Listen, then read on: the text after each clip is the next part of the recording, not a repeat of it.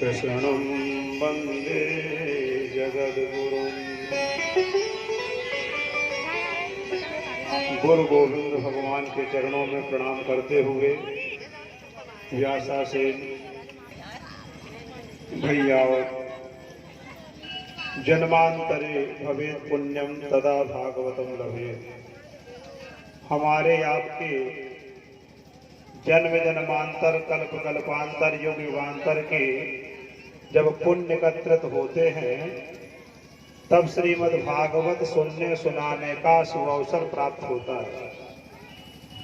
एक जन्म के पुण्य से भागवत प्राप्त नहीं होती। पद्म पुराण में लिखा है, जन्मांतरे भवेत् पुण्यम तदा भागवतम लभेत्। जब अनेक जन्मों के पुण्य, अनेक कल्पों के पुण्य, अनेक युगों के पुण्य और हमारे आपके माता पिता का आशीर्वाद, गुरु गोविंद, गीता, गंगा, गायत्री, गैया मैया, इनकी सबकी कृपा हमारे आपके ऊपर जब होती है तब श्रीमद् भागवत सुनने का संकल्प मन में आता है। जिस समय मन में संकल्प आता है भागवत श्रवण करने का, उस समय देवता प्रसन्न हो जाते हैं कि अब हमारा पूजन होगा, 7 दिन कथा होगी। और जो कथा सुनता है श्रोता बन के, उसके पितर प्रसन्नता से नाचने लगते हैं। पितर लोक भी एक देवलोक है। देव, दनुज, नर, नाग, खग, प्रेत, पितर, गंधर्व, ये 8 प्रकार के देवता होते हैं। जैसे मनुष्यों में 4 जातियां हैं, चारों भाई हैं, ब्राह्मण, क्षत्रिय, वैश्य, शूद्र, उसी प्रकार देवता भी 8 प्रकार के, देव, दनुज, नर, नाग, खग, प्रेत, पितर, गंधर्व। तो पितर जो होते हैं हमारे आपके, उनके कुल खानदान में जो भागवत सुनने का संकल्प करता है वो पितर लोक में नाचते हैं। पितर कहते हैं, वाह भाई, हमारे कुल खानदान में, गोत्र में ऐसा कोई हुआ जिसने भागवत जैसे अलौकिक अनुपम ग्रंथ के श्रवण करने का संकल्प मन में लाने का प्रयास किया। संकल्प कर लेने मात्र से। और जो 7 दिन तक कथा श्रवण करता है उसके ऊपर पितर कृपा करते हैं। संसार में चाहे आप जितनी देवी देवताओं की पूजा कर लीजिए, खूब ठाकुर जी की पूजा करो, यदि पितर प्रसन्न नहीं है तो वांछित फल प्राप्त नहीं हो सकता। सबसे पहले पितरों को खुश करने का प्रयास करना चाहिए। आज पैसा तो हमारे आपके पास बहुत है पर शांति नहीं है। क्यों शांति नहीं है? क्योंकि हम लोग पितरों को जानते ही नहीं। पहले पितर तो जो हमारे घर में माता पिता वृद्ध जी रहे हैं, पहले पितर तो वो हैं। भगवान बाद में मिलते हैं। जब हम अपने घर में अपने माता पिता को खुश करते हैं, ये हमारे प्रत्यक्ष भगवान हैं। पहले व्यवहार, बाद में व्यापार। आपका व्यवहार ठीक है, फिर व्यापार आप प्रारंभ करेंगे, अच्छा चलेगा। संस्कार यदि जीवन में है तो शिक्षा का महत्व होगा। शिक्षा तो खूब है, पुस्तकों का ज्ञान खूब है, लेकिन संस्कार नहीं है जीवन में तो उस पुस्तक के ज्ञान से कुछ होने वाला नहीं। रावण को क्या ज्ञान कम था? आज कोई माई का लाल है इतना विद्वान पंडित, चाहे जितना बड़ा कथावाचक हो, रावण बराबर कोई विद्वान हो सकता है? आज की इस 21वीं सदी में कोई रावण जैसा प्रकांड विद्वान नहीं है जिसको अपने मरने की तिथि मालूम थी। हमको आपको है मालूम? नहीं है मालूम। किसी ज्योतिषी को मालूम है तो बता दे। यदि कोई कहे ज्योतिषी हमें बता सकता हूं, तो फिर क्यों नहीं बताया कि 1000 और 500 का नोट बंद हो जाएगा? 2016 के 8 नवंबर को 1000 और 500 का नोट बंद होगा, कोई ज्योतिषी बताया? कोई नहीं बताया। पर रावण को ये मालूम था कि मुझे किस दिन मरना है, किससे मरना है। गोस्वामी जी कहते हैं,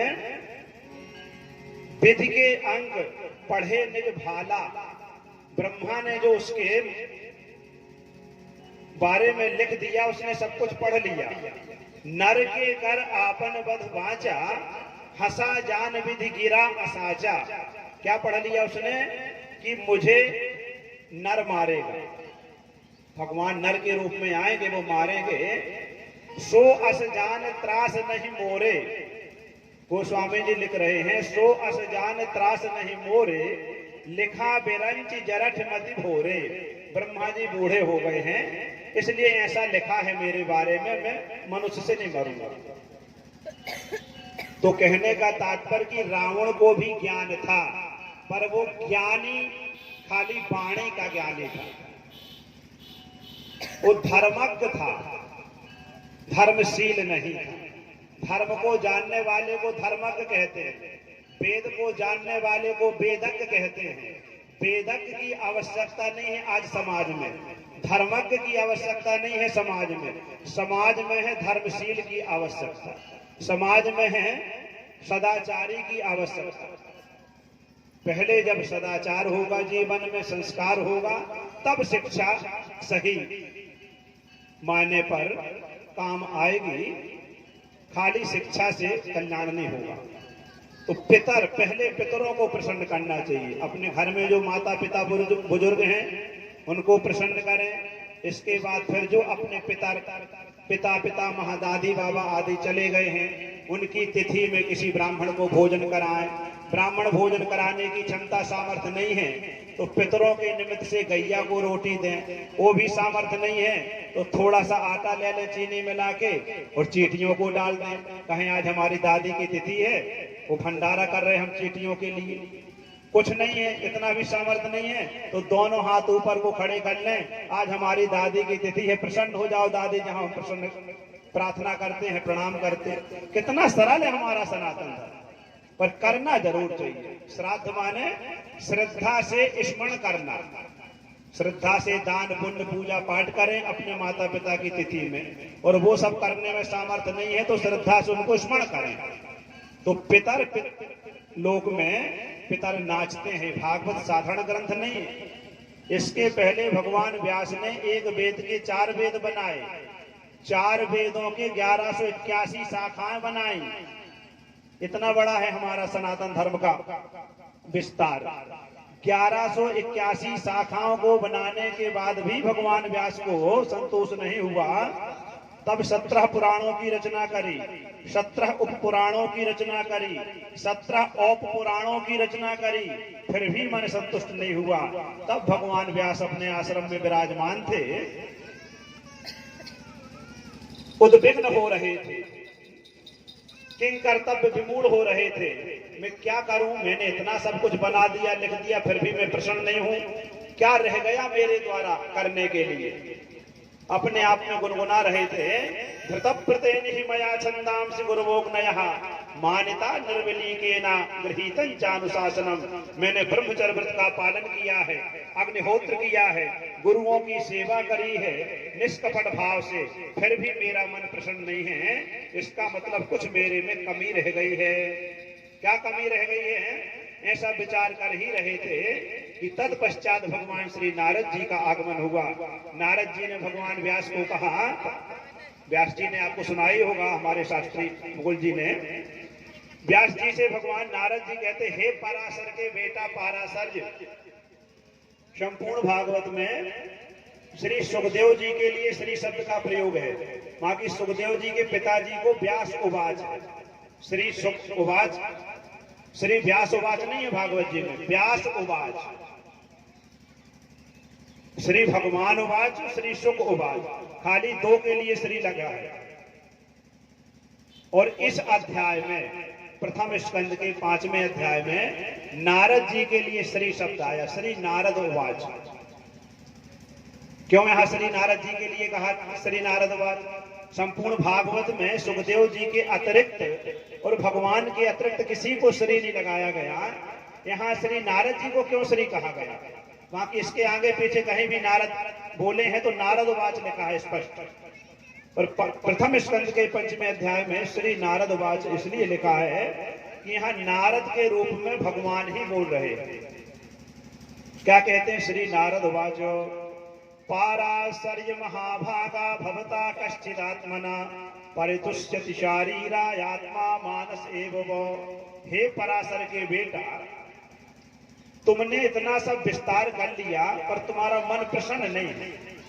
हम आप ऊपर से चाहे जितने प्रसन्नता का अभिनय करें, आजकल की भाषा में नौटंकी नाटक करें, लेकिन अंदर से प्रसन्न नहीं है तो बाहर का चेहरा बता देता है। और बाहर से भले कोई मुंह फुलाए बैठा हो, अंदर से गण्य है, प्रसन्न है, तो वो भी चेहरा समझ में आ जाता है। क्योंकि भगवान ने जो चेहरा दिया है, इससे सब मनस्थिति की जानकारी हो जाती है। नारद जी भगवान व्यास की मनस्थिति समझ गए और कहते हैं, आपने सब कुछ किया, आपका मन प्रसन्न क्यों नहीं है, आप बताएं। व्यास जी कहते हैं, मैं प्रसन्न क्यों नहीं हूं, इसका कारण आप बताइए। ऋषि किसको कहते हैं? दुखी हम हो, कारण वो बताएं दुख का। हमारे आपके दुख का कारण क्या है? ऋषिया मंत्र दृष्टा रहा, जो मंत्रों का दर्शन करते हैं। ऐसे श्री ऋषि नारद जी ने कहा कि आपने सब कुछ लिख दिया।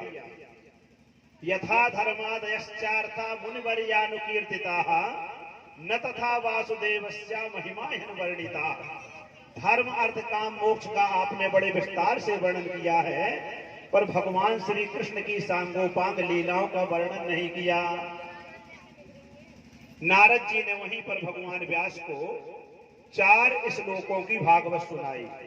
पहले भागवत में 4 श्लोक थे, उन्हीं 4 श्लोकों को ब्रह्मा जी को भगवान श्रीमन नारायण ने सुनाया, ब्रह्मा जी ने नारद जी को सुनाया, और नारद जी ने वही 4 श्लोक भगवान व्यास को सुनाए। व्यास जी ने देखा कि हमारी आपकी बुद्धि मंद हो गई,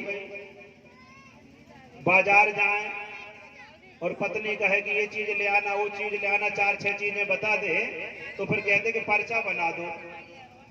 नित्य प्रति की जो सामग्री खाने पीने की है, वो भी यदि पत्नी कहती लेके आना, तो फिर क्या कहते हैं लाने वाले साहब, पर्चा बना दो। पर्चा बनने के बाद भी 2-4 आइटम भुला जाते हैं। इतनी बुद्धि मंद है कलयुग में। मंदा सुमंद मतया मंद भाग्या उपद्रुता। भाग भी मंद है, बुद्धि भी मंद है, और मंद बुद्धि होने के बाद, भाग मंद होने के बाद व्यक्ति शांति से बैठ के भगवान का भजन नहीं करता है। उपद्रुता, उपद्रव में लगा रहता है, तिगड़म पचीसी में लगा रहता है। ये भगवान सुखदेव जी के बात का मूल भागवत। तो बोले संत तो भगवान का भजन करते ही हैं, तो सुखदेव जी कहते हैं, पाखंड निरता संताहा। संत भी ईंट सरिया पत्थर के हिसाब में लग गए हैं, सत्संग कम हो रहा है उनके यहाँ में। ऐसा भागवत भगवान नारद जी ने व्यास जी को 4 श्लोकों से वर्णन किया। उन्हीं 4 श्लोकों को भगवान व्यास ने 18,000 श्लोक बनाए और अपने पुत्र सुखदेव जी को उसका अध्यापन कराया। सुखदेव जी ने परीक्षित जी के माध्यम से, सूत जी ने श्रवण किया, सोन का दृश्यों के माध्यम से हमको आपको प्राप्त हुआ। ये अद्भुत ग्रंथ है भागवत। भागवत में लिखा है, कल्प वृक्ष है, जो आप चाहेंगे भागवत से वह प्राप्त होगा। वृंदावन धाम में एक विद्वान थे श्री श्रीनाथ गुरु जी, अभी 3-4 वर्ष पहले शरीर पूरा हुआ उनका। वो कहा करते थे कि भागवत को मैंने जीवन में उतारा, जो चाहा वह मुझे प्राप्त हुआ। उनके पुत्र पौत्र आज भी भागवत का विस्तार कर रहे। तो भागवत में जैसी हमारी आपकी श्रद्धा होगी, वैसे वह फल प्राप्त होगा, है हमारी आपकी भावना के ऊपर। सनातन धर्म में सबसे प्रधान है भाव। आज भगवान का जन्म उत्सव हुआ, नंदोत्सव आपने मनाया। जब पृथ्वी से, वो पृथ्वी को लेकर के कंस आदि के अत्याचार से दुखी होकर के भगवान ब्रह्मा आदि देवता कैलाश गए और सभी देवताओं ने निश्चय किया कि चलते हैं भगवान की प्रार्थना करेंगे, भगवान से कहेंगे कि आप पृथ्वी में जन्म लो, कंस बहुत अत्याचार कर रहा है। तो कहा कहाँ चलें? किसी देवता ने कहा गोलोक चलते हैं, कोई बोला साकेत चलते हैं, कोई कहता बैकुंठ चलते हैं। जब शंकर जी का नंबर आया तो शिव जी बोले कि क्यों, कैलाश में भगवान नहीं मिलेंगे क्या? ये कैलाश में सब बातचीत हो रही थी। गोलोक वैकुंठ साकेत चले, क्या कैलाश में भगवान नहीं है? और भगवान भोले बाबा कहते हैं कि जहां भगवान को हम आप पुकारेंगे भगवान वहीं है। हरि व्यापक सर्वत्र समाना, समाना सर्वत्र, अर्थात समान रूप से है और सब जगह है। इन्हीं के मंदिर में ज्यादा, घर में कम। जितने घर में है उतने ही मंदिर में, जितने बिहारी जी वृंदावन में उतने आपके घर में। लेकिन चाहिए क्या? बोले प्रेम ते प्रकट होई मैं जाना। जैसे आपके अंदर प्रेम होगा वैसे भगवान प्रकट होते हैं। भगवान की स्तुति करी, भगवान वहीं प्रकट हो गए। और भगवान ने कहा ठीक है ब्रह्मादि देवताओं, हम जन्म लेंगे मृत्यु लोक में, पृथ्वी में हम जन्म लेंगे। वहीं बगल में श्री जी विराजमान थी। श्री जी कहती है सुन लो भगवान से, सुन रहे हो? भगवान बोले हाँ बताओ। बोले श्री जी कहती हैं मैं एक क्षण भी आपके बिना नहीं रहूंगी। यदि आप मृत्यु लोक जाएंगे तो एक श्लोक में श्री जी ने 2 बार कहा कि मैं प्राण त्याग दूंगी, आपके वियोग में एक क्षण भी नहीं रह सकती। तो ठाकुर जी बोले आप भी चलो। श्री जी कहती है यत्र वृंदावनम नास्ति यत्र नास्ति गोवर्धनम। जैसे मृत्यु लोक में वृंदावन धाम नहीं है, जहां गोवर्धन नहीं है, जहां यमुना पुलिन नहीं है, वहां मैं जाके करूंगी क्या? तब भगवान गोलोक बिहारी ने 84 कोष का एक प्लाट मृत्यु लोक में भेजा। ये साधारण भूमि नहीं है जहां आप जन्मे।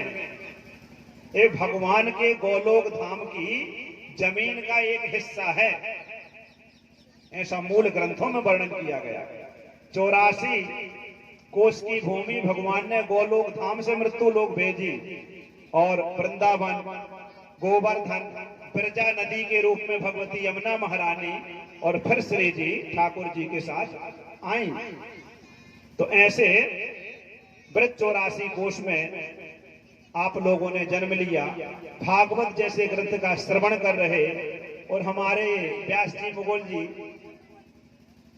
संत आदमी है। कई वर्ष पहले आनंद धाम में रहते थे ना, कितने वर्ष हुए? हाँ 9-10 वर्ष पहले ये हमारे छात्रावास विद्यालय में रहते थे। शुरू से इनकी प्रवृत्ति संतों जैसे, कम बोलना, किसी से कोई ईर्ष्या नहीं, कोई द्वेष नहीं, एकदम महात्मा का हो। और महात्मा की कोई वेशभूषा नहीं निर्धारित की गई शास्त्रों में। आप सोचेंगे नहीं संत तो वो होते जिनकी बड़ी बड़ी दाढ़ी होती, लाल पीले कपड़े पहने रहते, खड़ाऊ पहने बड़े बड़े, वो तो संत हैं ही। लेकिन संत किसको कहते हैं? भागवत के 3रे स्कंद के प्रसंग में भगवान कपिल देव जी अपनी माता देवहूति को बता रहे हैं संतों का लक्षण। तितिक्षवः कारुणिकः सुहृदा सर्वदेहिनाम अजात शत्रवः शांता साधवः साधुभूषणा। साधु किसको कहते हैं? जिसके अंदर सहन करने की क्षमता हो। तितिक्षवः, जो सहन कर सके, जिसको सुनना आता हो। आज बड़ी विडंबना, सबसे बड़ी विडंबना यह है क्या? आदमी को सुनना नहीं आता। बहुएं क्या कहती है? हमने नहीं सुनी अपनी माँ की तो सास की क्या सुनेंगे। बेटा कहता हमने नहीं सुनी, बाप की तो अधिकारी की क्या सुनेंगे। सुनना आना चाहिए। पहली भक्ति क्या है भागवत में? श्रवणम, वेद मंत्र। याज्ञवल्क्य जी कहते हैं अपनी पत्नी मैत्री से, अरे देवी श्रोतव्या आत्मा वा अरे श्रोतव्या मंतव्या निधिध्यासितव्या। अरे देवी उस तत्व के बारे में श्रवण करना आना चाहिए। जब परीक्षित जी ने प्रश्न किया भागवत में, परीक्षित जी के 2 प्रश्न हैं श्रीमद् भागवत के प्रथम स्कंद के 19वें अध्याय में, कि मरने वाले व्यक्ति को क्या करना चाहिए। 7 दिन के अंदर जिसकी मृत्यु हो उसका क्या कर्तव्य है। सुखदेव जी इतने प्रसन्न हुए, बोले राजन सबको 7 दिन में ही मरना है, 8वां दिन किसी के लिए नहीं मनाया जाएगा। तुम परीक्षित हो क्योंकि परीक्षा में पास हो गए, तुम अपनी मृत्यु को मंगलमय बनाने के लिए आ गए हो, सब कुछ छोड़ के गंगा के किनारे। 8वां दिन किसी को नहीं बनाया जाएगा। इतवार, सोमवार, मंगल, बुध, बृहस्पति, शुक्र, शनि, इन 7 दिन में ही हमें आपको सबको मरना।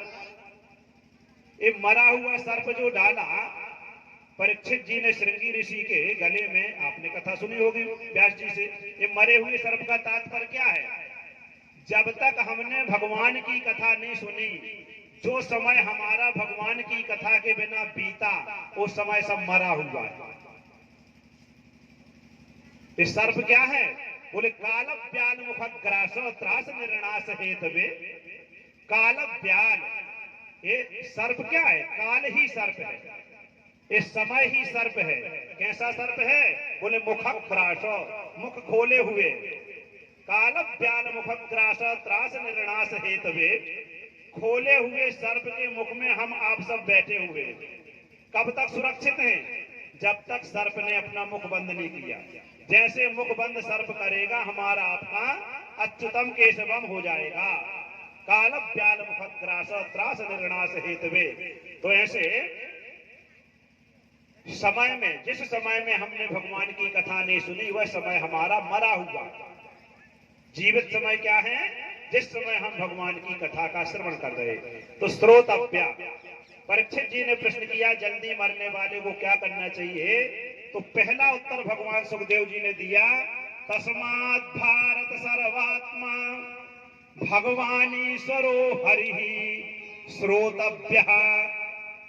हे भारत, हे भरतवंशी परीक्षित, क्या करना चाहिए जल्दी मरने वाले को? जल्दी मरने वाले को सुनने का अभ्यास बनाना चाहिए। श्रोतव्य, जो श्रवण किया गया है उसका मनन करो। और देखिए, शरीर से ज्ञान लेना चाहिए। पहला गुरु तो हमारा आपका शरीर है। शरीर में भगवान ने आंखें कितनी दी? 2। कान कितने दिए? 2। और मुख कितना दिया? 1। माने सुनो ज्यादा, देखो ज्यादा और बोलो आधा। पर व्यक्ति सुनता ना देखता, बोले जाता। शरीर से भी शिक्षा है तो आधा बोलने के लिए शरीर हमको आपको आज्ञा देता है। देखना ज्यादा है, सुनना ज्यादा है, और फिर आधा बोलना है। श्रोतव्या आत्मा वा अरे श्रोतव्या मंतव्या निध्यासितव्या।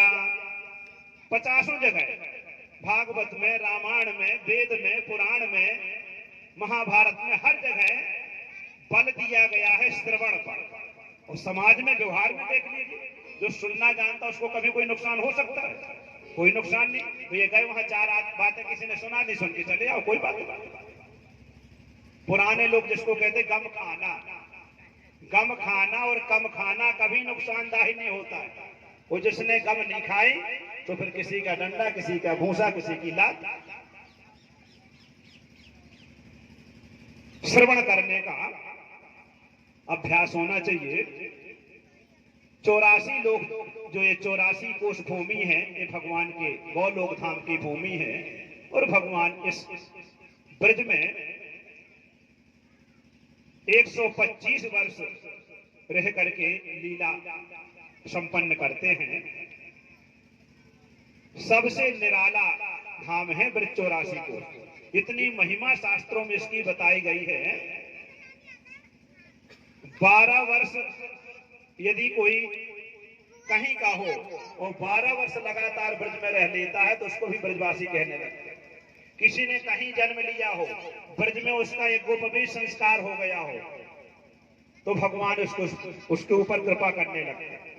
महाभारत में लिखा है 12 वर्ष तक जो व्यक्ति एक जगह रहता है उसका दर्शन करने भगवान स्वयं आते हैं उसके पास। जब भगवान आए शांति दूत बनकर के दुर्योधन को समझाने, विदुर जी को सूचना मिली। विदुर जी बोले, विदुरानी से मैं जा रहा हूं क्योंकि प्रधानमंत्री हूं तो मेरा वहां होना आवश्यक है। विदुरानी बोली, मैं भी चलूं? विदुर जी बोले, तुम्हारा वहां सम्मान नहीं होगा। ना तो काकी के नाते सम्मान करेगा दुर्योधन और ना एक प्रधानमंत्री की पत्नी के नाते सम्मान करेगा, तो तुम देवी यही रहो, तो मुझे भगवान का दर्शन नहीं होगा। विदुर जी कहते हैं, देवी जो एक स्थान पर सनातन धर्म का पालन करता हुआ 12 वर्ष तक रहता है, भगवान उसका दर्शन करने वहीं आते, उसको नहीं है जाने की आवश्यकता, तुम देवी यहीं रहो। पर आप सब जानते भगवान आए कि नहीं आए? विदुरानी वेद पढ़ी थी क्या? विदुरानी शास्त्र जानती थी क्या? विदुरानी ब्राह्मण की पत्नी थी क्या? नहीं, विदुरानी के अंदर क्या था? भाव था। भगवान को पाने के लिए कोई शास्त्र का ज्ञान अपेक्षित नहीं है, कोई ब्राह्मण वर्ण ही आवश्यक नहीं है, किसी भी वर्ण में हो, किसी भी लिंग में हो, खाली भगवान के लिए तो भाव चाहिए। गजेंद्र क्या कोई ब्राह्मण था? ध्रुव क्या कोई बड़ा संत महात्मा था? भगवान तो खाली भाव से रीझते हैं। भगवान को पाने के लिए हृदय में भाव होना चाहिए। और जो हमारे माता पिता है, सभी शास्त्रों का निचोड़ है, पहले हम घर में अपने माता पिता को जब खुश रखेंगे तभी हमको भगवान प्राप्त होंगे। यदि हमारे माता पिता दुखी हैं और हम साथ में आसमान की बातें करें, ईश्वर परमात्मा भगवान ब्रह्म की चर्चा करें, ये सब निरर्थक है। पहले घर में अपने माता पिता को खुश रखें। हर एक सास की इच्छा होती है कि मेरी बहू मेरी आज्ञा का पालन करे, सबकी इच्छा होती है, होनी ही चाहिए। सब पिताओं की इच्छा होती मेरी संतान मेरी आज्ञा का पालन करे। तो इसके लिए क्या करे? आज्ञा के पालन करने के लिए जो सास चाहती है कि मेरी बहू मेरी आज्ञा का पालन करे, वो सास अपनी सास की आज्ञा का पालन करना प्रारंभ कर दे। और जो पिता चाहता कि मैं अपने पुत्र को अपने अनुसार चलाऊं, तो वो अपने पिता की आज्ञा का पालन करना प्रारंभ कर दे। ये तो जैसा हम करेंगे वैसा मिलेगा। कभी सास भी बहू थी, आज यदि उसकी बहू उसको परेशान कर रही है तो कभी उसने अपनी सास को परेशान किया होगा। अगर तुम संतान से सुख मिलन की आशा करो, सुख है सदा माँ बाप की सेवा करो मत भूलना। तुम भूलना सब कुछ मगर माँ बाप को मत भूलना। कर्जा बहुत माँ बाप का सिर पर चढ़ा मत भूलना। बेटा की शादी हो जाए, 4-5 वर्ष हो जाए शादी हुए, और पोता पोती ना हो तो क्या कहती मैया जिसको दादी बनना है, मेरे गिरिराज जी मैं 1 वर्ष की पूनू परिक्रमा लगाऊंगी, पूनू को बहू के बेटा हो जाए। मुखड़ा तुम्हारा देखने को पूजे थे देवी देवता, जन्मे तो सब हर्षित हुए उस बात को मत भूलना। ताली बजा खुशियां मनाई, कत्र सबको कर लिया, घर घर फिरे लड्डू बटाए, वह समय मत भूलना। दिसंबर जनवरी की ठंडी में छोटा सा बच्चा लघु शंका कर देता है, पेशाब कर देता है, तो गीले कपड़े माँ अपनी ओर कर लेती है और अपनी साड़ी का आंचल बच्चे को बिछा देती है। सर्दी की ठंडी रात में बिस्तर सभी गीले किए, धो पोंछ कर सूखे सुलाया, वह समय मत भूलना। तुम भूलना सब कुछ मगर माँ बाप को मत भूलना। कर्जा बहुत माँ बाप का सिर पर चढ़ा मत भूलना। बचपन में यदि रोगी हुआ, कड़वी दवा माँ प्यावती, टोना किया नजरें उतारी, वह समय मत भूलना। हम आप जब बचपन में बीमार हो जाते, बोल सकते नहीं है, रोते हैं, तो मैया क्या कहती है? वो आई थी बुआ, उसकी नजर लग गई, टुकुर टुकुर देख रही थी लाला को, बिल्कुल जा घड़ी से गई ता घड़ी से बिल्कुल लाला शांत ना है, बाकी नजर लगी है तो नाम ले लेकर के राई नौन और मिर्चा अग्नि में डालने लगती हैं। बचपन में यदि रोगी हुआ कड़वी दवा माँ प्यावती टोना किया नजरें उतारी वह समय मत भूलना। बहुत उपकार है हमारे आपके ऊपर, हमारे माता पिता का।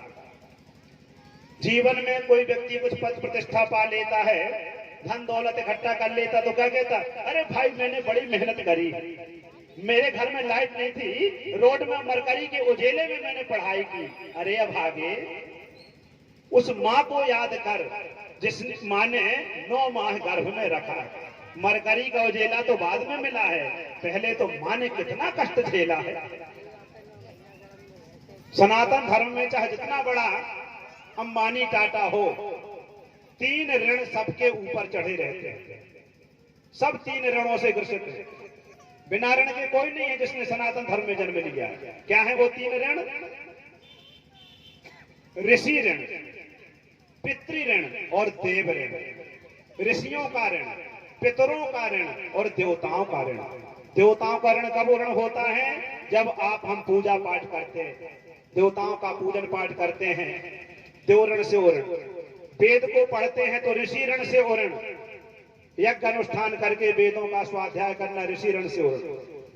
और सुंदर सनातन धर्म की आज्ञा को मानने वाला पुत्र उत्पन्न करते हैं तो पितृ ऋण से ऋण हो जाते हैं, पर मातृ ऋण नहीं होता। क्यों? क्योंकि ऋण उसको कहते हैं जो व्यापार करते, दुकान चलाते, उनके पास एक पुस्तिका रहती है, उधार कोई ले जाता वो लिख लेते हैं। पर किसका लिख लेते हैं? जिसको चुकाना होता। कोई शराबी कबाड़ी निकला दुकान के सामने से, एक सिगरेट देना, एक सिगरेट नहीं दी, उसने जबरदस्ती उठा ली, पीने लगा, वो लिखता नहीं है दुकानदार, क्योंकि उसको उसका सिगरेट का पैसा देना ही नहीं, उसका लिखा जाता है जो देगा। उसी प्रकार माता का ऋण नहीं लिखा। क्यों नहीं लिखा? क्योंकि हम आप माता का ऋण चुका ही नहीं सकते। शास्त्रों में लिखा है माँ के ऋण से ऋण होने का कोई प्रयास करे, अपने शरीर की जूती बना दे और फिर माँ से कहे माँ इन जूतियों को पहनो, और माँ कहते बेटा अब तू मेरे ऋण से ऋण हो गया, तो भी संतान माता के ऋण से ऋण नहीं हो सकती। इतना बड़ा माँ का अधिकार हमारे शास्त्रों में दिया। लोगों को ज्ञान नहीं है। गोस्वामी तुलसीदास जी की रामायण पर जो अनर्गल प्रलाप करते हैं, ठीक ठीक शास्त्रों का ज्ञान न होने से कहीं पर भी सनातन धर्म में मातृशक्ति की निंदा नहीं की गई है।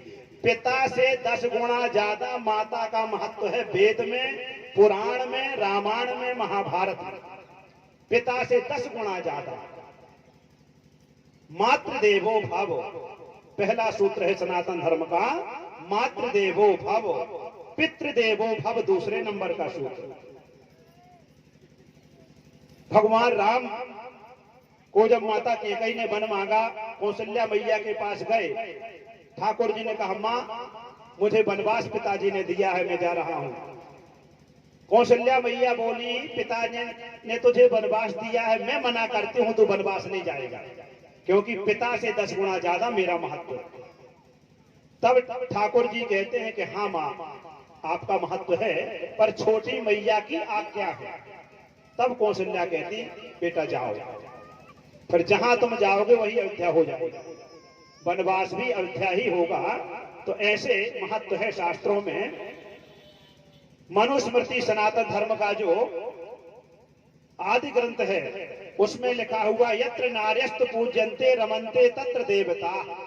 जिस घर में नारियों का सम्मान होता है, बहन बेटी का सम्मान होता है, उस घर में भगवती लक्ष्मी वास करती है। नारी निंदा मत करो, नारी नर की खान, नारी से जन्मे सदा ध्रुव प्रहलाद समान। भगवान श्री कृष्ण को ब्रह्मांड नायक को जन्म लेना पड़ा तो देवकी जैसी मां खोजनी पड़ी। भगवान श्री राम को जन्म लेना पड़ा तो कौशल्या जैसी मां खोजनी पड़ी। भगवान व्यास जी कहते हैं देवकी मैया के बारे में, सा देवकी सर्व जगन निवासा, निवास भूता नित राम नरेजे। कौन है देवकी? जो भगवान सारे ब्रह्मांड को अपने उदर में रखे हुए हैं, वो भगवान जिसके गर्भ में है, सा देव की सर्व जगन निवासा निवास भूता नितरान रेजे। पर उस देवकी की शोभा परिपूर्ण रूप से हो नहीं रही। क्यों? भोजंत्र के हे निष्खे वरुद्धा सरस्वती ज्ञान खले यथा सती।